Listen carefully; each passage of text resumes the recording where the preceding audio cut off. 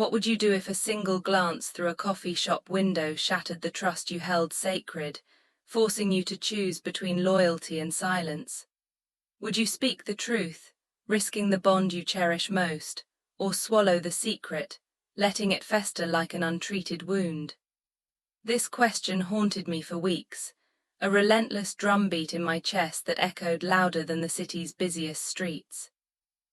My story is one of friendship's fragility, the sting of misunderstanding, and the healing power of honest words. It's a reminder that what we see is often just a fragment of the picture, and that the greatest test of love isn't in grand gestures, but in the quiet courage to clarify the shadows. My name is Mia.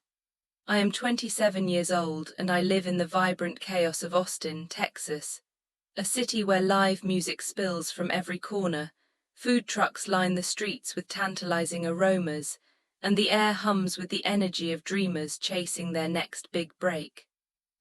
I've called Austin home since I was 18, when I left my small-town roots in West Texas for the University of Texas. Now, after graduation, I work as a freelance graphic designer from my cozy loft apartment in East Austin, surrounded by colorful murals and the distant twang of guitars from 6th Street. My life is a blend of creative bursts, designing logos for startups and album covers for indie bands, and the simple joys of brunch with friends, weekend hikes at Barton Springs, and late-night tacos from my favorite truck. But at the heart of it all is my best friend Jenna. We've been inseparable since freshman year, bonded over shared dorm room disasters and all-night cram sessions. She's the sister I never had, the one who knows my coffee order, my deepest insecurities, and the exact way I laugh when I'm nervous. Before I pull you deeper into this emotional roller coaster, I want to take a moment to thank you for being here. If stories like mine, of the messy, real moments that test our friendships and force us to grow, resonate with you, please subscribe to my channel. It helps me reach more people who might need this reminder that vulnerability is the bridge to stronger connections. Like this video if it stirs something in you, share it with a friend who's navigating their own tough choices, and drop a comment below. What would you do in my shoes? Would you tell your best friend or stay silent? Your thoughts mean the world, they inspire me to keep sharing these heartfelt tales. Thank you from the bottom of my heart. Now, let's rewind to that ordinary Saturday that became anything but. It was a perfect Austin afternoon in late spring, the sky a brilliant blue, the temperature hovering in the mid-70s, with just enough breeze to rustle the live oaks lining the streets. Jenna had been swamped at her job as a marketing coordinator for a tech startup, pulling 12-hour days to meet a big campaign deadline, so I hadn't seen her much that week. We texted, of course, quick memes about our favorite true crime podcast or complaints about the heat, but it wasn't the same as our usual coffee dates or wine nights on her balcony. I missed her laugh, the way she'd roll her eyes at my bad puns, the effortless way we could talk for hours about nothing and everything. To surprise her, I decided to drop by her favorite coffee shop near her office in downtown, picking up her go-to iced latte with an extra shot and a blueberry scone. Operation Cheer Up, I called it in my head, snapping a selfie with the treat in hand for our group chat.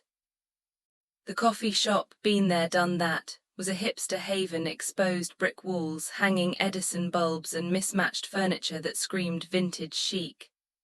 It was buzzing with the usual crowd, laptop warriors typing furiously, college kids debating philosophy over pour-overs, and the occasional suit grabbing a to-go order. I paid at the counter, the barista, a pierced-attitude 20-something, handing over the bag with a wink. Tell your friend she's lucky to have a bestie like you. I grinned, heading toward the window seats to wait for Jenna's shift to end in 20 minutes. That's when I saw him, Daniel, Jenna's boyfriend of 2 years, sitting at a corner table. Daniel was the kind of guy who seemed too good to be true. 29, with tousled dark hair, a charming smile that lit up rooms, and a job as a junior architect at a firm downtown. He'd swept Jenna off her feet during a mutual friend's wedding, literally twirling her on the dance floor until she was breathless with laughter. With that couple, the ones who finished each other's sentences, posted cute anniversary pics on Instagram, and talked about future road trips like they were already planning the honeymoon. Jenna gushed about him constantly. "He's so thoughtful, Mia. Last week he left me a note in my lunch bag saying you're my favorite adventure." I'd tease her mercilessly, but secretly I was happy for her. After her messy breakup with her college ex, Daniel was the steady, kind partner she deserved. But there he was, not alone.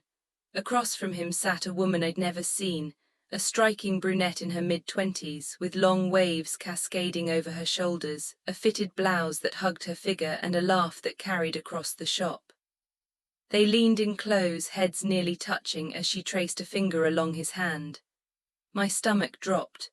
What the hell? I froze behind a potted plant, heart pounding like a bass drum at a SXSW show.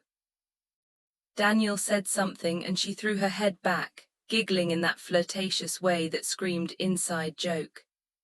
He reached into his messenger bag, pulling out a small velvet box, the kind jewelry comes in, and slid it across the table. She opened it, gasping at whatever was inside: a necklace, earrings, her eyes sparkling as she clasped it around her neck, admiring the gleam in a compact mirror. The world narrowed to that table. Jenna's words echoed in my head. "He's so busy with projects, Mia, we barely see each other." Busy? This looked like a date, intimate, secretive, the kind of thing you hide from your girlfriend. My phone burned in my pocket. Should I confront him? Text Jenna? No, not yet. I needed proof, something concrete, so she wouldn't think I was jumping to conclusions. With trembling hands, I pulled out my phone, zooming in through the leaves. Click. The photo captured it all. Daniel's adoring smile, her delighted expression, the box between them. Evidence. My chest tightened with a mix of rage and nausea. How long had this been going on? Jenna deserved better. She was loyal, funny, the friend who dropped everything when my car broke down last winter, towing it to the shop in her own vehicle. I slipped out the back door, latte forgotten on a ledge, and paced the alley, phone clutched like a grenade. Call her. Wait. The rational part of me screamed to verify. Maybe it was innocent, a colleague or cousin. But the photo screamed betrayal. Jenna's trust in him was absolute. She defended him during their only fight. When he missed her birthday for work, "He's dedicated," she'd said. Dedicated to what? My thumb hovered over her contact. "Mia to the rescue," she'd joke, but this wasn't funny. Tears pricked my eyes, not just for her, but for the fracture this would cause in our friendship if I was wrong. No, I had to tell her. Silence would make me complicit. Her text pinged. "Lunch at my place. Need girl talk after this deadline."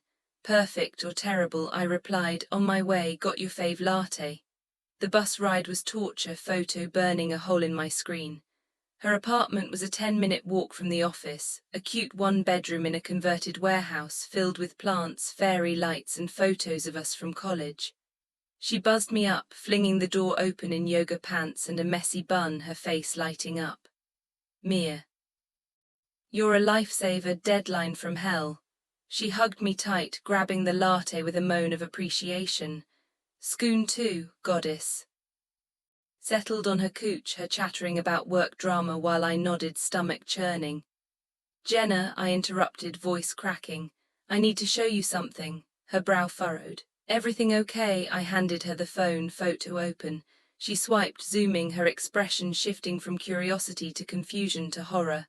"What is this?" Silence stretched, broken only by the hum of her fridge. "I saw them today at the coffee shop. He gave her that." Her hand trembled, phone slipping. "No. This can't be," tears welled. "Daniel wouldn't." The floodgates opened, her sobs, my arms around her. "I'm so sorry, I took it because I didn't want you to think I was making it up." She pulled back, eyes red. "Why didn't you call me right then?" Hurt laced her voice. I was in shock. I didn't want to text something this big. She wiped her face. He said he was at a meeting.